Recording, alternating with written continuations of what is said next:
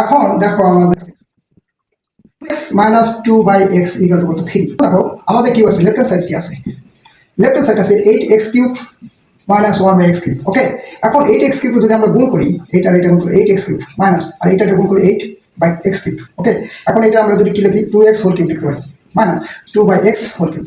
ওকে, তাহলে a cube মানে b cube সূত্র করব। এখন দেওয়া আছে এখানে 2x মাইনাস 2 বাই এক্স, তাহলে এটা কি 2x minus 2 by x whole cube minus plus এখানে মনে রাখবো সূত্রগুলো a minus b whole cube plus 3 2x into 2 by x, এখানে কি 2x মাইনাস 2 বাই এক্স। ওকে, এখন দেখো এইটুকু মান দেওয়া আছে কত, এই 3 কিউব।